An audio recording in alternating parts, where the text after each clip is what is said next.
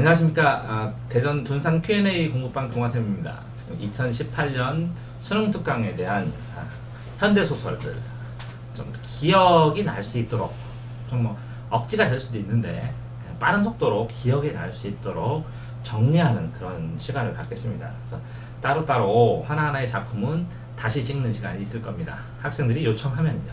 자, 첫 번째 무정. 정은 감정이겠지, 그치? 근데 업수를 묻자. 무정 할 수 있는 게 그거잖아, 그지? 근데 여기서 주인공을 딱 보니까 세 명이야. 이 형식, 이 남자 형식적인 거 같지? 이름을 그냥 정하는 게 아니야. 그냥 형식이 있는데 형식 안에 내용을 고민해. 내용이 뭐야? 이상과 현실이야, 두 개. 그 두 개 속에서 고민하잖아, 그치? 똑같이 그러면 이 사람이 이 형식인데 김선형, 근데 남자 이름 같은데 여자래, 그지? 그럼 선하지. 선하지만 이 사람도 형식을 고민하지.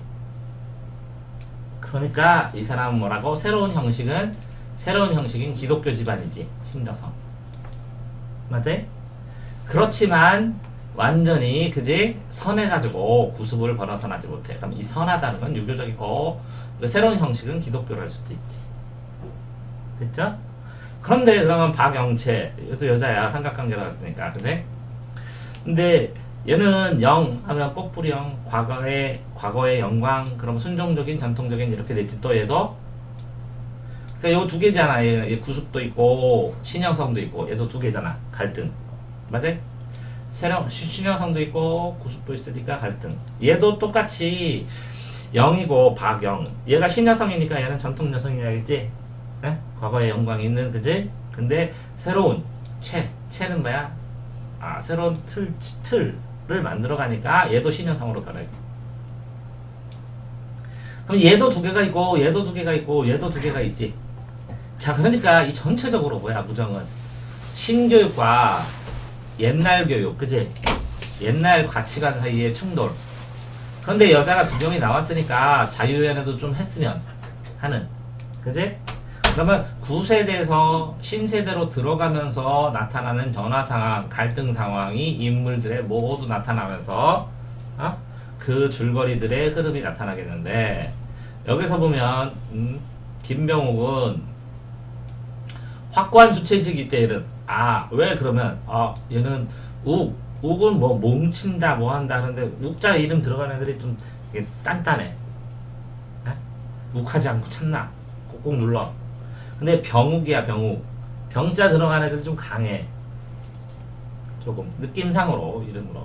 근데 이 김명욱이라는 애는 주체의식이 강해서 신여성으로, 그지? 신여성으로 명체를 도와줌. 그럼 도와주지. 자, 얘는 신여성으로 도와주니까 영체를 얘 쪽으로, 병욱 쪽으로 자기가 영향을 주면서 끌어당기고, 그지? 생각에 영향을 주고 그랬겠지. 자, 그러니까 무정 자체가 구시대에서 신세대로 간다. 명심해야지, 그지? 그 다음에 신구의 가치관이 다 나타난다. 그런 다음에 얘들이 뭐 선영은 김선영, 그지? 기독교인데, 그지? 선한 흔적이 남아있고, 영체는 과거의 영광인데 이렇게 새로운 틀로 병욱의, 그지? 욱의 영향을 받아서, 병욱의 영향을 받아서 신여성으로 변한다. 얘는 신여성이었고, 그럼 전부 다 신여성으로 변했지. 얘도 신여성에 대한 새로운 개화기 지식인이지. 그러니까 계몽이 되는 거지, 새로운 것에 대한. 됐지? 자, 부나르도는 농촌 속으로 들어가서 지식인들이 계몽 운동을 하자라는 거지. 이게 안 올라가나? 페이지를 해야 되고 따서 고맙다, 야. 몰라? 있죠. 자, 두 번째 달밤. 이 달밤이면 뭐 배경 자체가 제목으로 나타나는 거니까 이 달밤이라고 는 특별한 이유가 있겠죠. 밤인데 그지? 달이 뜬. 그래, 이게 긍정적일 수도 있고 부정적일 수도 있고 그냥 배경으로 달밤일 수도 있고, 그지? 이렇게 써 있는데 거기에서 두꺼워. 자, 여기서 이름이 나하고 이건 황수건이야. 이 숫자 순수하다. 근데 황자는 이런 경우에는 순수하지만 소외당하고 불우하지. 그러면 황폐한, 그 다음에 건조한, 그지? 그래요? 아니면 손으로 건설해야 되는, 근데 가난한, 불우한, 그지? 근데 황수건, 그러니까 건조한, 아니면 건실한, 그지? 손만 있는 건실한, 황폐하지만 이런 느낌의 사람이야. 따뜻한 성품을 지닌 그 사람에 대해서 바라보는 거야 내가. 그치? 그러면 동정은 불쌍하게, 동정도 불쌍하고 연민도 불쌍하게 여긴다는 거죠. 그치? 어떻게 해주지는 못하더라도. 이해되지? 자, 그런 식으로 되어 있는데, 그치? 근데 봐봐, 그런 상황에서 달밤이 왜 필요했을까? 세상의 모든 걸 다, 달밤의 특성이 모든 걸 다 드러내지는 않아. 그지? 그렇지만 달이 있기 때문에 밤이지만 어심프리하던 빛이 있어. 그러면 이렇게 빛이 있는데 요 빛이 이 감정이 동정과 연민이잖아. 그래서 달밤에서 이 빛과 거울로 동정과 연민이 폭증하잖아. 서정적 분위기로. 그지? 그런데 이 못난이를 있는 그대로, 못난이를 그대로 보여주기엔 좀 너무 불쌍하잖아. 그지? 에? 그러니까 바라보면서 달밤이라는 것으로 포커스를 해서 어느 정도의 윤곽을 보면서, 그지? 이 사람을 이해할 정도면 족하지 않냐 해서 달밤이라는 제목을 쓰지 않았나. 나 혼자 상상하는 거야, 항상. 그러니까 작품을 이해하고 연구할 때는 항상 그런 식으로 나도 연구를 하거든. 3번. 할 게 많으니까 이렇게밖에 나갈 수가 없다는 건 알지? 자, 다시. 뭐 이렇게 복잡하네, 이거. 그러니까. 자, 이거를 나눈다면 첫 번째는 이 사람이 소설가라는 거고, 이름이 구보시래. 구보. 그러면, 성이 구고, 만약에 이름이 구보인지, 성이 구보인지, 구자에 보자인지, 구보씨. 그러면, 어쨌든, 이렇게 뭐더라? 9가지니까 9. 그 다음에 보물, 9개의 보물이든 9개를 보던 뭐 하던 어쨌든 한참을 채워야 나가야 되는 느낌, 이런 느낌이 막 든다고. 구보라는 느낌에서 근데 하루를 쓰는 거야. 그치? 근데 이 소설가의 1위를 쓰는데 유명한 사람 걸 따라 쓰진 않을 거 아니야. 어쨌든 1930년 되면 1930에서 40, 연도 봐봐. 일제시대잖아. 일제시대니까 당연히 무기력할 수밖에 없잖아. 똑똑한 사람들은. 그지? 근데 그렇다고 정치적인 걸 다 쓰기도 그렇잖아. 그지? 독립하자 그렇게 하고. 그러니까 무기력하다는 건 독립하자를 안 했다는 거지. 덜하고. 그러니까 일상사를 쓰는데 일상사 자체에서 뭔가 시각이 항상 또 이것도 이상하고 현실하고 충돌해서 갈등해서 나타나는 것들이 많이 나오겠지. 그지? 자, 식민지 지식인은 우울하고 이렇게 돼. 왜? 이런 지식만 교과서에 실리지. 근데 어머니는, 이 구보는 지식인이지만 어머니는 그냥 아들이 원만하게 살았으면 당연히 원만하게, 그지? 보석처럼, 그지? 많은 꽉 채워서. 근데 구보가 이 시대에 서울거리에서 전차 안에서, 이때 전차 다녔잖아, 그지? 전차 안에서 서울구리를 나왔다가 전차를 타고 다방에 갔지. 그치? 다방에 갔다가 경성역 대합실에 가고, 그러면 경성이 서울이니까, 그치? 서울역 대합실에 갔다가 또 다방 가고, 다시 거리로 나왔다가 또 술집으로 가는. 그럼 이렇게 하루의 일정으로 산책, 하루의 일정 등거를 써놨겠지. 근데 문제는 시대만 기억하면 되지. 아까 1900 몇 년이었어? 1930년, 30년, 그럼 40년, 50년, 30년부터 40년까지 뭐 압박 통치 뭐 이거 하는 거지. 문화 통치는 20년, 30년이고, 그지? 1919년부터 나누면 1910년에 뺏기고, 그지? 10, 20, 30, 40인데 요쪽에는 문화 통치를 했지만 요쪽에는 막 전쟁 일으키려고 엄청나게 압박을 했잖아. 무단 통치를 하고. 이건 헌병이 통치하고 여기는 경찰이 하고. 그지?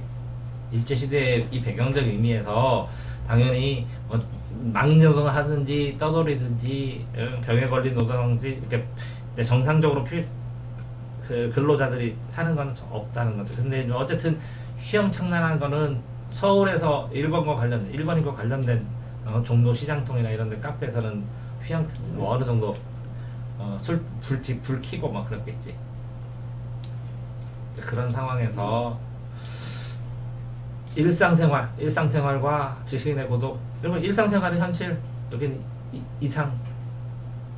근데 이렇게 쭈루루 고경에서 쭈루루 이렇게 시골을 쓰고 하루치를 이렇게 쓰는데, 요거 하루를 이렇게 산책하는 모상을 보는 것처럼 해서 자기의 생각은 좀 쓰겠지만 어떤 뭐 엄청난 인물과의 갈등 구조나 뭐 이런 걸 쓰지는 못할 거 아니야. 일일이니까. 제목 자체가 일일이야. 그럼 의식의 흐름이라는 것은 이걸 보더라도 야 경상용 대업실 가든 다방 가든 그 다방에서 있던 일을 주로 쓰려고 한 건 아니잖아.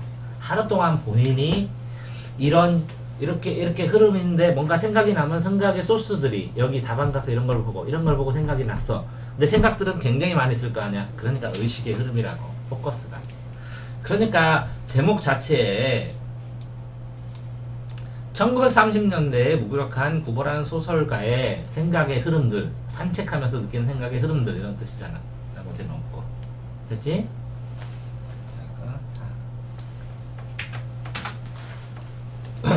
자, 다음은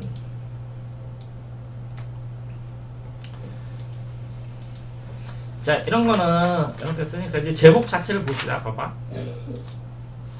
어머니라고 썼잖아. 그지? 사랑 손님이라고 그랬고, 그지? 그럼 어머니라고 부를 어릴 애가 쓰는 거지, 그지? 근데 이게 A와 B가 A와 B의 관계에 대해서 써야 되지. 그러니까 안타까운 사랑이지. 사회적 인습. 그러면 전통이 있는데 전통은 계승해야 되는 거. 창조적으로 계승하는 게 전통. 인습은 버려야 할 것 이런 거거든. 둘 다 전해져 내려온 것인데. 근데 어쨌든 어머니는 과부네. 일찍 된 거는 청산가 과부라고 하는 거야. 너무 파릿파릿한 나이에 과부가 됐다고. 24살. 오키를 낳았는데, 오키. 그치? 봉건적 윤리에서는 과부가 시집도 못 간다고. 애 키워야 돼. 아저씨는 동네 학교 교사인데, 옛 친구의 아버지.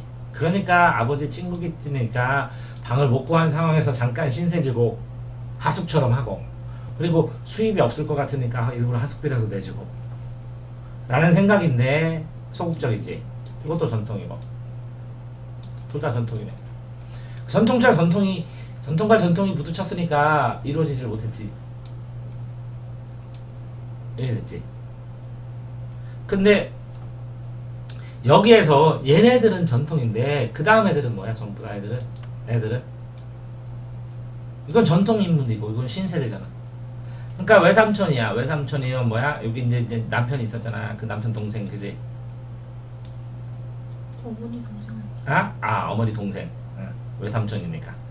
근데 여기는 이제 9세대고 여기는 신세대지.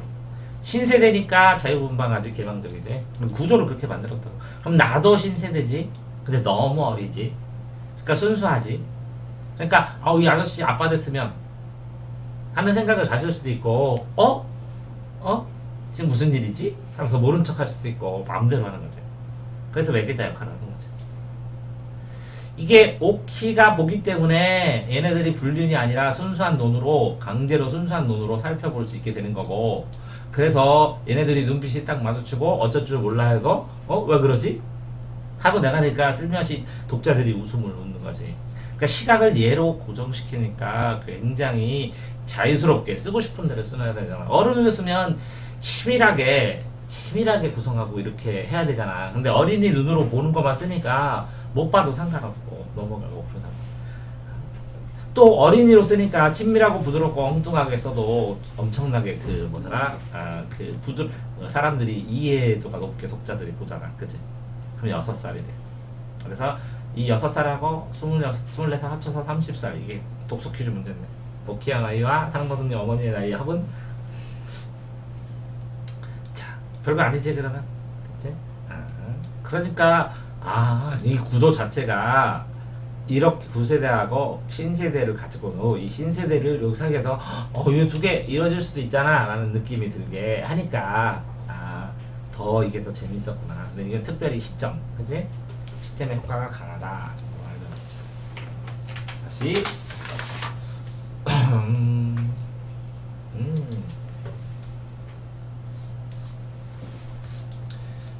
자, 뭐 이거 그 뭐 압록강은 흐른다.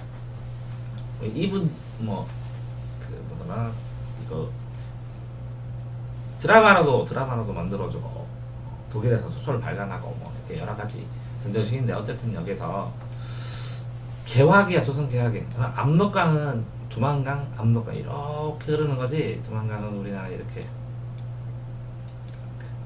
되니까 백두산이 있으면 이쪽이 두만강이지. 이쪽이 압록수지, 그지? 우리나라 이렇게 해가지고 내려가고 북한 지역 이렇게 흐르면, 그지? 백두산이 이쪽 있나? 이렇게. 자, 소년의 성장기와 새로운 세대. 그러면 이것도 이 소년이 새로운 세대잖아, 그치?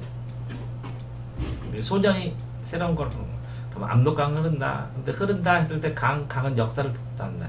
역사는 흐른다 이런 뜻이네. 청사의 미륵이라는 뜻이죠. 근데 여기에 어쨌든 미륵은 미륵 부처, 이제 불교적인 이름인데 미륵 부처, 미래에 오는 부처야. 미륵세계 미륵 부처. 자, 어쨌든 서술자가 주동적으로 여러 가지를 쓰는데 한학은 한문학, 사사삼경 이런 거. 그러다가 이 시대가 개화기니까 중국과 유럽에 대해서 상상을 하게 되고, 그지? 이주를 하게 된다는 거잖아, 그지? 자, 근데 이름을 또 봅시다.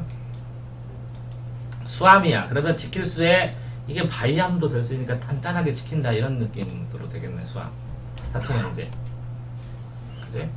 인생과 학문에 영향을 끼쳤어. 한학을 많이 가르칠 수도 있고. 아버지 고전. 이거 딱 보죠. 근데 싹이 있었네. 진보적 성향, 그지?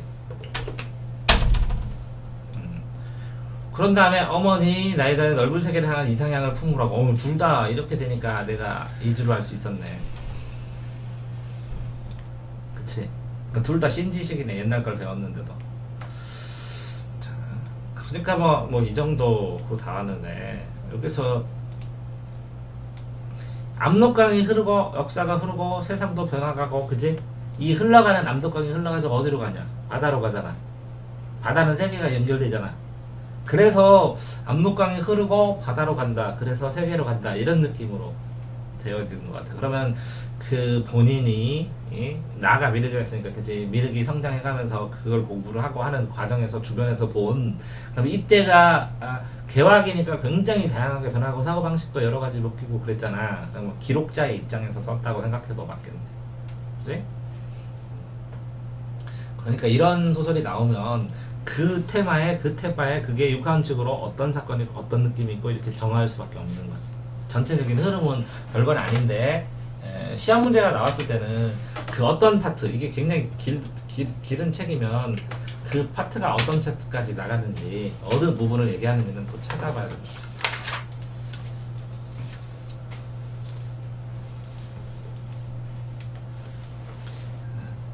카인과 아벨 그걸까? 카인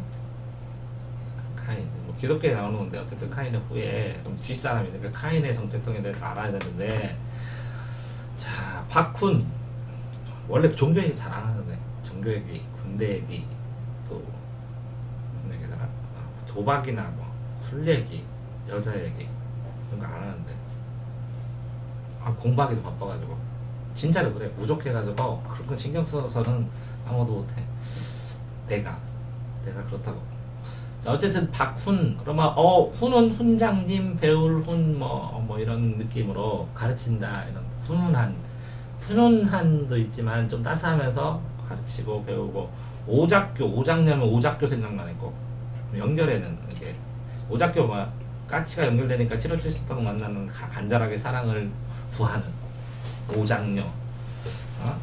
이거는 여기 영감, 도섬영감, 그지?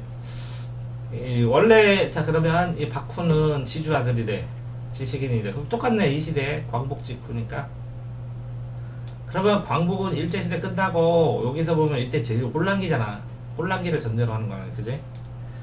신랑기에. 근데 양심주의자는 제대로 버텨내기 굉장히 힘들겠지. 막 다른 사람들 거 일제 거 막 빨리 서류 좀 해가지고 싸우고 얼렁얼렁 변신하고 그래야 되는데, 그지?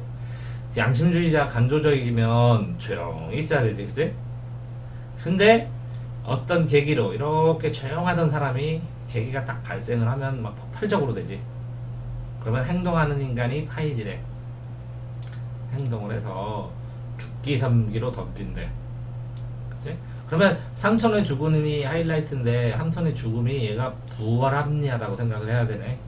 근데 지주기 때문에 지주면서 전형적인 지식인이면 그냥 있는 땅 소작받고 그냥 세월을 그리고 뭐 이 세상이나 저 세상이나 뭐 그지? 별 차이 없잖아. 돈 있으니까 그지? 근데 뭐 좀 깝깝하긴 하지. 왜 그러냐면 부자가 돼도 뭐 나라에 충성할 수도 있고 없고 지식인이라면 일제히 충성하면 나쁜 놈이잖아. 그러니까 충성할 수도 없고 뭐 관리가 될 수도 없고 아니면 세상에 좋은 일을 하려고 해도 일본 사람한테 좋은 일을 하게 되면 하고 싶지도 않고 이런 상황이 발생하겠지. 근데 여기도 얘도 지주고 얘도 부유한 집 아들이네.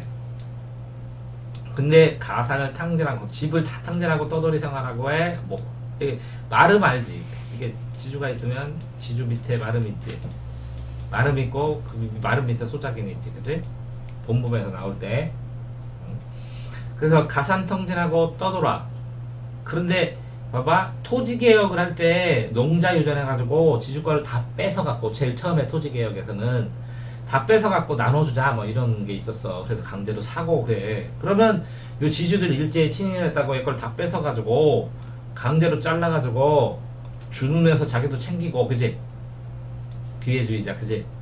이렇게 돼버리면, 그지? 얘하고 충돌을 할 수밖에 없잖아. 얘네는 나쁜 짓도 안 하고 간접적으로 조용히 있었는데 너 묵시적으로 동의했잖아 일제에. 그러니까 너 가만히 있었지. 이런 식으로 하면서 뺏어버리면 난리가 나겠지. 자, 얘는 어쨌든 뭐 주인공이니까 얘하고 둘이 오작교처럼 좋아하는 관계인데 이루어지지 말아야지. 그러면 그지? 신분의 차이로 얘는 지주니까 양반. 그러면 채가와 결혼했다가 구박받고 친정으로 왔어. 그러니까 혼이 돌아온 뒤에 수발했어. 좋아했으니까 어차피 돌아왔으니까, 그지? 그제 혼과의 사랑을 확인하고 함께 있고 싶지만 안 되겠지. 보호하고 위로는 무릅쓰고 그렇지. 그러니까 이게 이 채가와 결혼을 했다가 돌아왔는데 이렇게 사랑을 추구하는 게 이건 전통적인 거고 이거는 현대적인 거고 자기 사랑을 찾는 두 개로 다 나눠진 거잖아, 그지? 이해되지는 못하겠지. 근데 얘가 폭발적으로 이렇게 조용하다가 폭발적으로 활동을 할 때 이게 불안감을 얘가 어느 정도 커버를 해주겠지. 그래서 안정감도 주고 얘가 문제가 발생하는 걸 치료도 해주고 이거 백업하는 인물처럼 준 거지. 근데 이런 애들은 얘 도섭 그러면 도시적이고 그지? 자기 맘대로 하고 이렇게 그런 자기 주관이 강하고 이런 느낌으로 이름을 많이 이렇게 짓잖아. 현대 그 드라마에서 주인공이 박군 같아 도섭 같아. 박군이 죽은 것 같지. 현대 드라마도 오작녀 하면 뻔하지. 예? 오작교 막 항상 무조건 어떤 애 좋아하고 그 이름을 정하는 것도 이런 컨셉이 있어서 이걸 기억해야 되는데 봐봐라. 이걸 어떻게 다 기억하냐. 그냥 이 이름이 이런 느낌이다 하고 이미지를 만들어 놨다가 나중에 시험에 나오면 박군 아 이런 이미지 아니야. 짝 읽어보면 아 예 하고 딱 떠올리잖아. 그치?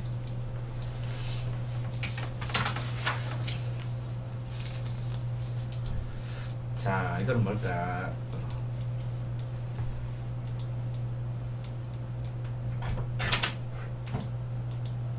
잉여인간이라는 것도 있고 1인강형, 2인강형, 3인강형 하면 특별한 흑도, 흑백 말고 회색인간이라는 게 있잖아. 그지? 여기 가운데. 그리고 뭐 찬성 반대를 하는데 또 다른 거 있잖아. 그러면 제3인강 하면 나도 아니고 너도 아니고 그 다른 이런 것들이 되겠지. 그러면 근데 6.25 전쟁 아까 봐봐 계속 오면서 나오는데 지식인은 계속 고민하네. 그렇네? 희한하긴 해. 지식인 계속 고민해. 어떤 글이도 끼지 못한다. 그러면 이게 뭐라고? A도 아니고 B도 아니까 그치? 보통. 그러니까 A와 B는 대립 구조로 보통은 많이 만들잖아. 그치? 진보냐 보수냐. 근데 나는 제3이다. 그치? 이것도 아니고 이것도 아니다는 느낌이겠지. 어쨌든 근데 이게 지식인이라는 게 교원 생활을 하면 지식인 아니야, 그지? 근데 여덟 식구를 거느려 하니까 전통적인 거잖아. 지식인인데 전통적이야. 그러니까 뭔가를 또 하지는 못해, 명확하게. 그런데 지식인이 본인이 하고 싶은 걸 못할 때 무기력한다는 거야. 힘이 없거나 그런 게 아니라 본인이 뭔가 할 수 있는 걸 하지 않고 시도를 못하는 상태가 되면. 근데 어쨌든 친구가 얘도 문학도, 그러면 문학도, 얘도 문학도겠네, 그치? 전쟁 후 운수 사업을 해서 이 문학도였다는 건 뭐야? 이건 전통, 이 전쟁 후니까 뭐라고 막 굉장히 변할 때, 그지? 그러니까 시대가 변할 때 시대의 흐름을 탄 거지, 얘는. 흐름을 타는. 근데 흐름을 타는 애들은 흐름의 굴곡에 떠밀려. 그러니까 엄청나게 부자가 됐다가 엄청나게 훅 망하기도 하고, 뭐, 그렇게. 이 굴곡이 작은 애들은 감당을 못하니까 그렇게 사는 거예요, 잔잔하게. 이해됐지? 그러니까, 운수 사업을 하면 불을 엄청 축적하는데 만약 전쟁 나면 홀딱 망해버리지. 다 날라가는 거야, 만들어 놓은 재산이. 평화기에야 자동차가 재산이지만 전쟁 나면 징발돼 버리면 빵원되고 그거 누가 물어 죽었어. 그지? 자, 그렇게 될 거고. 야, 이게 무슨 느낌이냐? 조운, 봐봐. 얘는 뭐야? 운이? 운수 사업. 조는 만들죠? 운을 있어야 되는데 운이 있었으면 하는 느낌도 되지만 조운, 운수사업 이게 우연 같지만 이름을 정할 때 하필이면 왜 그 이름일까 생각하잖아. 그럼 캐릭터가 굉장히 많이 축적이 돼. 이름도 이게 장명법에도 그래서 저런 이름이면 이런 느낌이지 이름하고 이름 따라가려고 하는 느낌도 있고.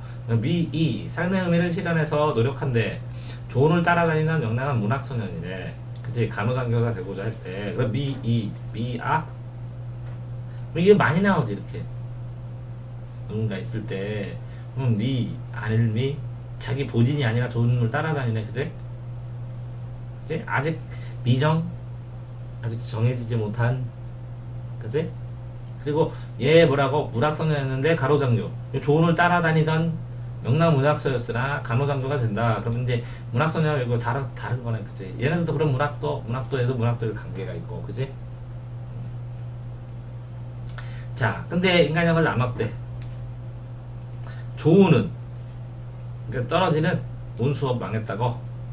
미인은 나중에 저기 된다고. 문학 간호장교 된다고. 얘는 그냥 평면적이라고. 그대로 그냥 얻었죠. 그지? 그러니까 성공하는 인간,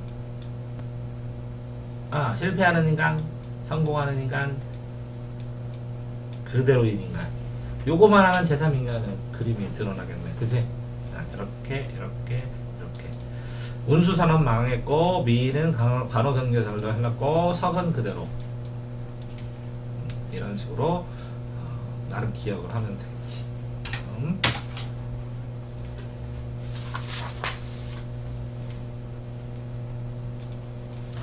이것도 나는 이거 별로 안 좋은데 그것 때문에 계속 나오는 것 같아.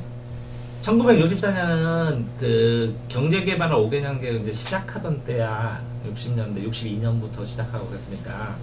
그러니까 사회가 굉장히 혼란했었어. 그지? 그래가지고 이제 박정희 대통령이 정권을 잡으면서 나라를 위해서 경제개발을 하려고 강제로 하려고 하는데 그러면서 도시화 산업화가 막 어마어마하게 급격하게 일어날 때잖아. 그지? 도시의 문제점이 있지만 그게 똑같이 지금 이거부터 현재까지가 다 똑같을 거야. 아마 서울이 도시화 산업화로. 그러니까 현대적인 감각이 좀 많이 묻어나는 거야. 그런데 이때 어쨌든 계절적으로도 별로 뭐 따뜻하지 않고 뭐 어쨌든 그런 상황에 세 명의 사람들이 우연히 만나서 심리적으로 방황하던 세 명의 사람들이 만나서 그럼 이거 세 명이 이렇게 만나갖고 우연히 서로 얘기를 하다가 그지? 헤어지는 건데 꼭 인터넷에서 채팅방에서 우리 여행 가요? 그래가지고 우연히 세 명이 만나서 하소연하고 소주 먹고 딱 헤어지는 그런 느낌이야. 굉장히 현대적인 느낌이라고 이거 자체가. 이때는 굉장히 모르는 사람들끼리 이 당시는 적어도 그럴 거야. 모르는 사람과리 어떻게 모여서 자기 하소연을 하고 그래요. 아니 저 이렇게 모르니까 하소연하지 아는 사람한테 창피하게 어떻게 하소연해 이런 식으로 사람들이 생각했을 텐데 현대에서는 인터넷 시대와 더불어 굉장히 현대적인 거기 때문에 그래서 각광을 받고 자주 쓰고 그러나 봐. 시험 문제가 나오고 느낌상으로 현대적이라고 그지? 자 봐봐 얘는 25인데 구청에서 일해. 그래서 소외감 모독감을 느낀대. 근데 구청에서 일하면 그냥 안정적으로 잘 일하잖아. 어? 근데도 소외감 고독감을 느낀대. 그러니까 인간 군중 속의 고독 리즈먼이라는 사람이 보냈는데 현대인의 대표적인 군중 속의 고독이야. 자 25살의 대학원생이야. 그럼 똑같네. 얘는 뭐야? 일하지. 얘는 부자인데도 불구하고 그지? 냉소적이고 개인주의적이야. 그럼 이것도 현대인이 갖는 특성이잖아.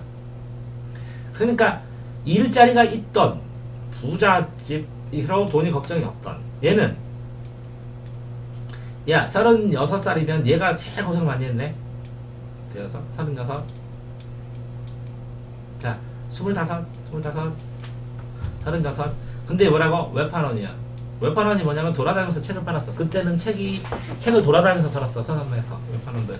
근데 가난해. 그지? 그래서 아내의 시체를 팔았대. 그러니까 죄책감에 자살하고 싶겠지. 근데 우연히 만났다고 칠 때는 얘 고독감인데 얘가 자살하고 싶다는 거는 처음엔 몰랐겠지. 몰라야 정상적이고 아는데 만나진 않을 거 아니야. 그치? 근데 어떤 이유로 만나서 자신의 사연들을 얘기를 하겠지. 근데 얘가 자살할 건데 얘들한테 이름 뻔뻔히 다 밝히고 그러겠어? 그러니까 당연히 익명성이잖아. 인테러 시대에 만났는데 장민님 오셨어요? 이렇게 하고 아니면 피타고라스님 오셨어요? 하고 얘기를 하지 이름 안 밝히잖아. 개인주의 시대야. 그지? 근데 이 개인과 개인들이 했을 때 뭐 혼밥 혼술 어제도 기사 나왔는데 사람들이 혼자 밥 먹는데 인터넷에 사람이 밥 먹는 혼자 밥 먹는 사람이 있대. 그리고 같이 밥 먹는다. 밥연으로. 웃기지? 그런 식당 소외의식이 느끼는데 어떤 소외의식을 분출할 수 있는 뭔가 소외의식이 어떤 식으로 분출되는가가 나왔다는 거지. 그러면 이 여관이나 인터넷 채팅방이나 뭔 차이야? 소통 단절됐고 개인주의 성향을 가져서 얘기를 하는데 그지? 너무 안정해지니까 서로 얘기 안 듣는 사람들끼리 서로 본인의 얘기를 해나가고 하는 것들이잖아. 그러면 현대인의 특성이 문제지 인물 관계도에서 이 사람은 나는 현대인의 어떤 특성 얘는 어떤 특성을 가졌나를 분석해야지 잘 분석하는 거겠지. 이해했지? 9번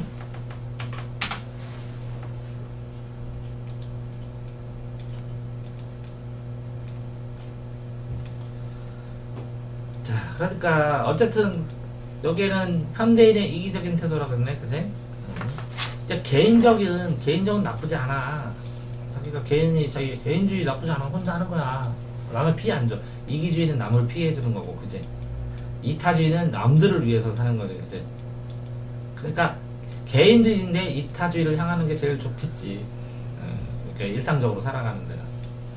자, 큰 산. 근데 여기 제목이 큰 산이니까 산이 크다. 라는 거니까 큰 산의 의미를 모르면 제목 자체를 모르니까 이거부터 쓴 거지. 그지? 자 여기서 보면 평온한 푸른색 넉넉하고 안정감법 정신적 지주고 구성원들의 정체성이 근원이 되고 삶을 꾸리고 그럼 산 아래에서 산다는 거지. 큰 산에 기대고 그지? 근데 거기에 뭐라고? 이렇게 고무신짝이라는 하나의 소재로 고무신이 2개가 있어야 되고 짝이 있어야 되잖아 어차피. 그치? 근데 고무신짝을 멀리 가져다 버린 것 결과부에 아내가 그럼 고무신짝이 있는데 이 고무신짝을 다시 버렸다는 것은 소시민들이 공포를 했대. 그럼 왜 그렇게 되냐? 공동체에서 살아가야지. 큰 산 안에서. 그지? 근데 예를 들어서 고무신짝 예를 들어서 한 짝이 있는데 한 짝을 버리든지 한 짝을 주워오든지 그러면 고무신짝 가지고 미신처럼 이거 뭔가 쓰이는 거 아니야? 이렇게 하게 되고 그걸 가지고 구제 의지하고 이게 현실적인 게 아니라 뭐라고 논리적인 게 아니라 심리적인 문제라는 거지.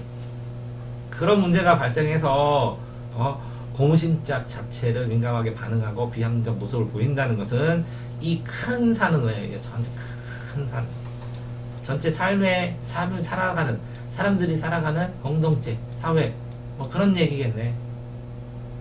그치? 특별한 게 없는 거예요. 근데 여기 안에서 안정되게 살았으면 하는 느낌이겠지. 근데 그 산에는 못 살아. 그 앞에 살지. 그러니까 바라보는 이상향일 텐데 현실에서 바라보는 이상향. 그러니까 모든 게 다 해결되는. 만약에 여기 있던 걸 고무실을 여기 가져왔다가 부정 타는 거 아니야? 뭐 이리로 다시 이쪽으로 보내지. 그치? 위안의 대상 뭐 이런 거 되니까. 그러니까 배경이나 소재가 전체를 관통하는 이미지를 형성하잖아? 그럼 제목으로 만들어줘.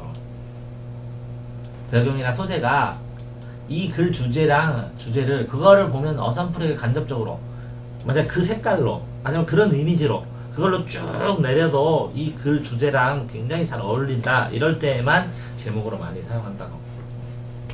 또 그것도 시험 문제를 많이 나오고 그런 식으로 제목을 삼아서 어떤 기능을 하냐 하고서 또 많이 나왔습니다. 네. 자, 또 이거 보시면 이런 경우에는 봐 우상인데 우상 자체가 나의 우상 좋은 점인데 어리석은 형상도 우상이야.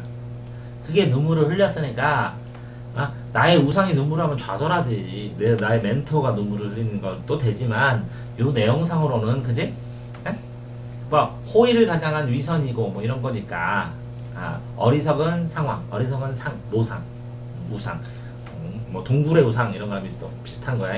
그 우상이 실패를 하고 자기는 영웅이라고 생각했지만 영웅이 아닌 그런 사람이 실패를 하고 눈물을 흘리는 과정을 내가 지켜봤다 이렇게 쓴 거겠지. 그치? 자 봐봐. 최기표는 최고겠지. 최고라고 표시를 내고 싶겠지. 맞지? 그런데 여기는 뭐라고? 불량청소년이야. 최고. 그래서 최고라. 난 최고다. 표시내고 싶지만 혹평을 당하고 그지? 여기티 담임과 형우의 술책으로 나중에 학교를 떠났어. 김형우 헌신적으로. 그러면 우에 있고 그지? 조금 형 같고 형우 그지? 그래서 근데 이제 형우 되는데 이 형이 빛난 형이야. 제기표 얘를 표시내니까 쫓겨났는데 얘는 위선적인 면이 있다. 모성적으로 그지? 한번 우애를 보여줘야 되는데 형식적으로 이렇게 했다고 치면 담임도 권위주의적인 성격으로 딱 됐어. 근데 내가 이걸 쳐다봤어. 관찰자야. 자존심이 강하기 때문에 바라보는 거고 상대방의 심정을 잘 감지하니까 이걸 쓰는 거고 그러니까 관찰자 역할을 하는 거고 그지? 자 이렇게 되면 이 둘이 치밀한 사건을 하면서 얘를 쫓아내는 과정 속에서 뭐 이때 불량청소년이라는 게 그러니까 어른이 보기에 불량하고 그지? 권위주의자가 보기에 불량하지만 자유로움도 될 수 있고 학생들이 뭐 별거 아닌데 뭐 중학교 때 당구장 갔다 왔다면 당구 안 치는 애들 고등학교 때 엄마 너 술 한잔 해봤냐? 그러면 해봤어 형 막 그러고 농담처럼 그런 게 이제 우상이라고 친다면 얘가 눈물을 흘리면서 쫓겨난 거잖아. 그치? 그 과정을 이걸 본 거잖아. 그 과정을 보는 순간에 이 얘가 두려운 게 아니라 이 불량한 게 드러난 게 아니라 요 치밀한 요게 더 두려웠을 거 아니야. 그거를 발견하고 그지? 사람들은 그걸 못 보잖아. 그러니까 소설가의 눈으로 그걸 써줬다는 거다. 이해됐지? 묻혀있는 이런 우상의 눈물을 흘리는 과정 속에서 있었던 일들이 더 잔인하고 무섭고 소름 끼치는 일이다 하고 써주는 느낌인 거 있지. 자, 있지? 좀 마셨다.